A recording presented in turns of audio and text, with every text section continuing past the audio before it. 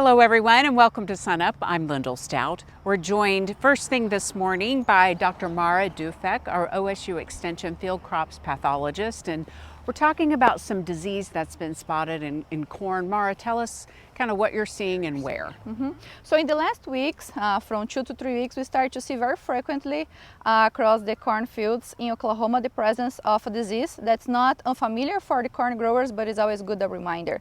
That is southern rust. So southern rust is this disease that produces these pustules on top of the leaf.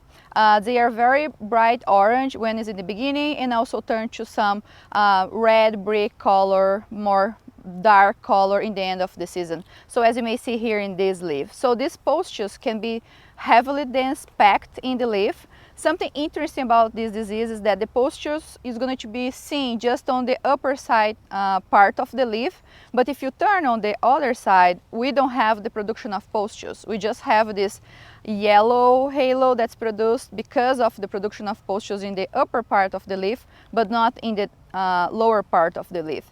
And this is a good diagnostic characteristic because we have another disease that's also commonly observed in the corn fields across Oklahoma, that's common rust. And common rust produce pustules in both sides of the leaf. So you can have most of the time both of the disease together, but common rust is not going to affect yield or cause any yield decrease in your fields. But southern rust, in the other way, is very aggressive, is what we call an explosive disease, and if it's not managed correctly, it can take your field very quickly, especially in the conditions that we are observing right now in Oklahoma. That's temperatures above 80 degrees Fahrenheit and also have relative humidity, especially like the heavy dews that we have in the morning accumulated in the leaves can also favor the conditions for the disease development. So the important thing now is to get out and scout, I understand, and then are you seeing it in corn that's a little bit more mature or more this corn that's later planted or later varieties? Yeah, so the growth stage for the corn when this disease reaches the field is very important because it's going to determine if the growers need to take action regarding management or not.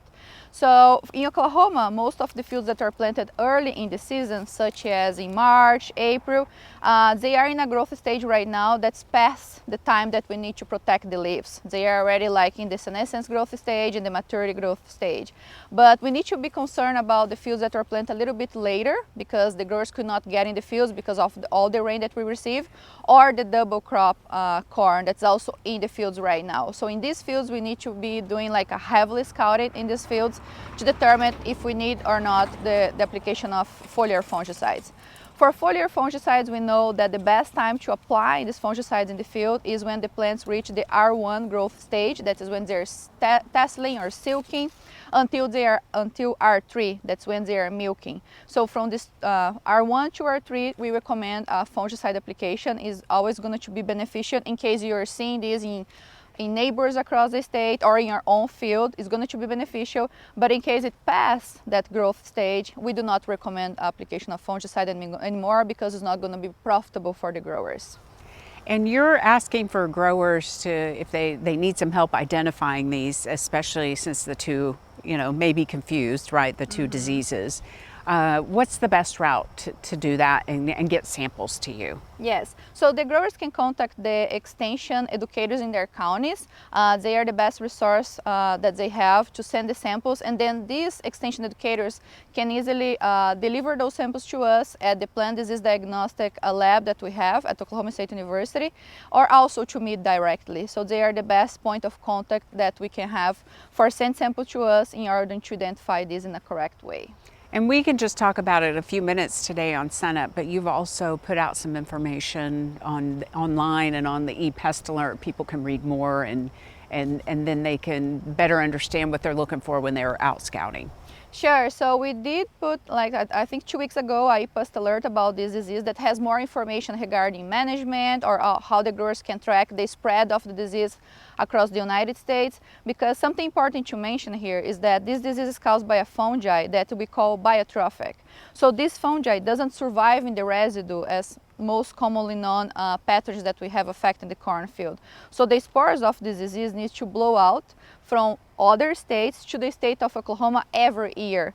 And then we can track the movement of those spores in a map that's available at the Crop Protection Network website, where the extensionists across the southern states especially, they keep tracking their fields, and they color the county where this disease was showing up.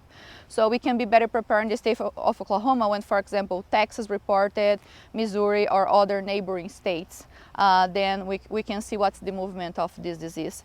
And also in the Crop Protection Network website, we also have a table for the efficacy of the fungicides that are working right now to manage this disease. So these two are the best resources that we have to manage this disease and to keep track of the dispersion of these spores across the United States. All right, Dr. Duffeck, thank you very much for the information.